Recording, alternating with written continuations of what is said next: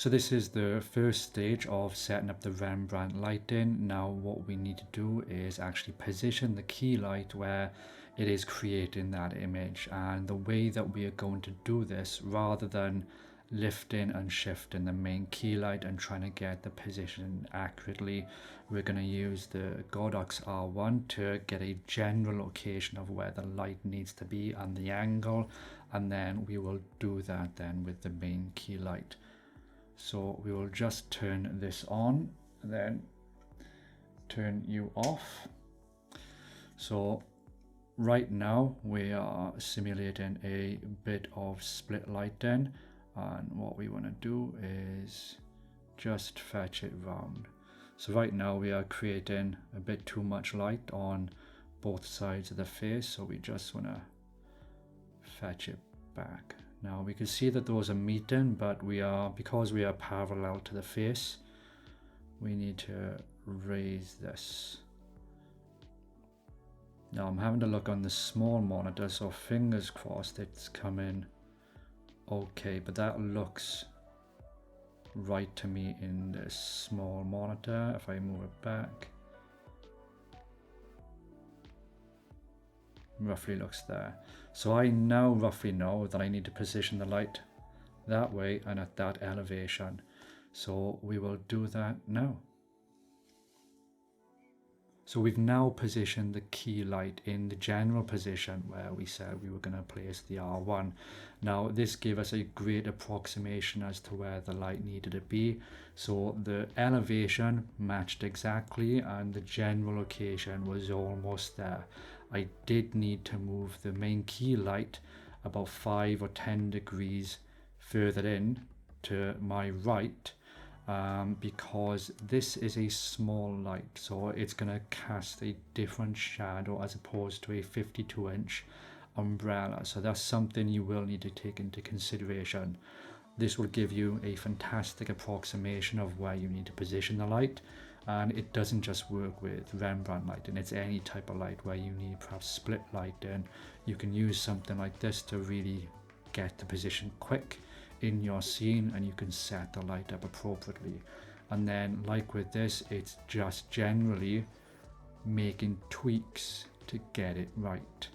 Now this is the harsh look because there's no diffusion on that umbrella, it's just literally the reflective umbrella. So the key light is pointed into the reflective umbrella and that's coming back. So we are getting a tiny bit of diffusion, but it's not as diffused as if it was coming through, say for instance, some cloth. So this is this look.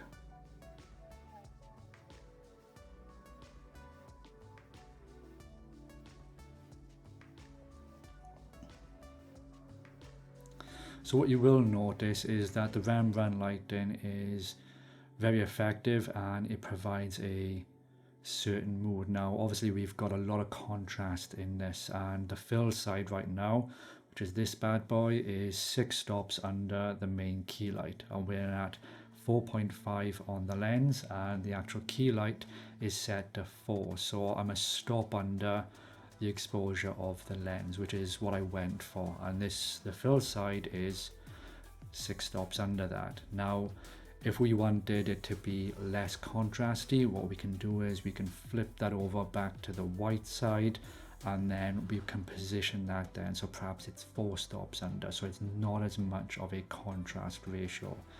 What we can do now is we can put the diffusion on, and this is where I made the mistake the last time when I got everything set up perfect like I have today, and then I added the diffusion. Now because I'm using an umbrella, I forgot that I had a reflector holder that you could angle, and I was just using the reflector and it was hanging parallel to my face, and therein lies the problem. I completely mitigated the elevation and the angle that I had placed when setting it up. So the light was at the right angle, but because the diffusion was parallel to my face, that diffusion becomes the light. So the light was spread into the side, so I didn't get this, it was more broad across this side and you could see a lot more of the face, and I will show you that mistake in a bit. Today we're going to be talking about 5 tips and how these can help make your image much more cinematic. So as you can see, by that diffusion being parallel to where my face was, it completely mitigated the angle that I set the actual umbrella at, or the key light. So what we're going to do is we're going to resolve that now, and we're going to put the diffusion up, and we're going to place it at the exact angle that the key light is falling. And we may have to reposition it slightly, because again, when we put diffusion on, that is also going to disperse the light, and that is going to change how this is falling. So we might get lucky, we might have to change it. So we'll try that now. So this is by adding the diffusion, and to be honest, I think I got lucky, because the last time I did this, it should have been very simple, and it is very simple to set up, and it doesn't take up much time at all. But like I said in the previous statement, is the way that I had the diffusion was negating how the light was interacting with my face. So what we've gone and done, we've put the 5-in-1 reflector, or the inner part, which is the diffusion, that is on a reflector holder, and that is at the same angle pointing down towards my face, which is providing everything that we need. This is elevated, so it's just off, because obviously you need 2 stands with this.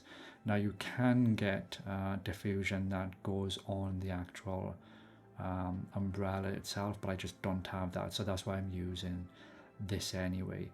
But that's worked out perfect, so I'm really pleased with that. So this is the final look.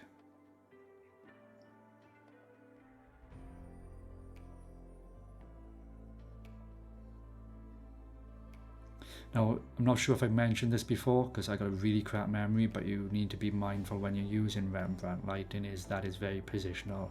So if you have something like an interrogation screen where you are facing the camera, you can do this lighting and it'll be really, really effective. It can also be a very beautiful light as well. You don't have to have so much contrast, and we will change that in a second. But if you have a scene whereby there are a lot of moving characters, or there is a lot of movement in the area, then you have to be very intentional how to use this, because as soon as the person turns, you're going to get different effects. So if you have a segment as part of your scene whereby there is roughly a static shot where the 2 people are conversing, then you could position the light in such a way that you could get the Rembrandt lighting in that spot, and then as they are moving about the rest of the scene, then it's just not gonna happen. So it's definitely things to think about, and it's definitely something to practice. So what we're going to do now is we're going to change that to the reflective, and we're going to adjust this. So right now this side is 6 stops under, and we will change it so that it will be, we'll try and get it to 4, but we'll try that now. Right, so what we've done now is we've put that fill board to the reflective side, and that's all the way over now by the door, and that is coming in at 4 stops under, and you can see the difference on the fill side is much more lifted, but we are still getting that nice diamond or the triangle in the fill side of the face. So there's a lot of things you can do. You don't have to be as dramatic. You can actually create a subtle image, and you can even fetch this closer so that it is filling in at a 2 stops under, but right now that's 4 stops. So this is the image that you're getting with this.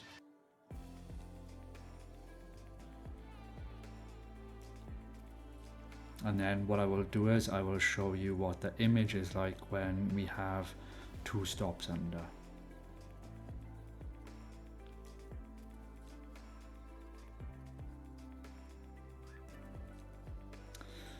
So that's it for today. Thankfully this has been a bit more of a success. I underestimated how, I'm not going to say how difficult it was, but I had a very stupid moment the last time I'd done this when I was doing the cinematic tips. So yeah, it was easily fixed, and I wanted to demonstrate how I did that because I was generally pleased with how the lighting went in that video, the 5 cinematic tips. But it was just really frustrating as to why I couldn't figure out why I'd had it right, and then the diffusion was playing up, but then I had that aha moment right at the end of the video, and you can see why. It's generally because you need to think about the diffusion and how that affects the lighting. So you have to be very, very mindful with how you do things, and this is why one of the tips I've said in there was that lighting is a major key part, and it shouldn't be forgotten about or underappreciated, because that simple thing changed the image. It took away from the narrative that I wanted, and I wanted the Rembrandt lighting for that video, and I didn't achieve it. Still produced a nice image, but at the same time it wasn't where I wanted to be. So hopefully this has been beneficial, and fingers crossed my mistakes will help anybody aspiring to do this. It's difficult when you're doing it by yourself. When someone else is sitting here and you're doing all the controlling, it's very easy to be very focused and get things done. But when you're doing it like a one-man band and you're trying to get everything sorted, there's so much to remember. So this is Rembrandt Lighting. I'm Byron Phillips. I am thirsty, and thank you for watching. If you've stuck to the end, please like and subscribe, and yeah, I'll see you in the next one. Cheers.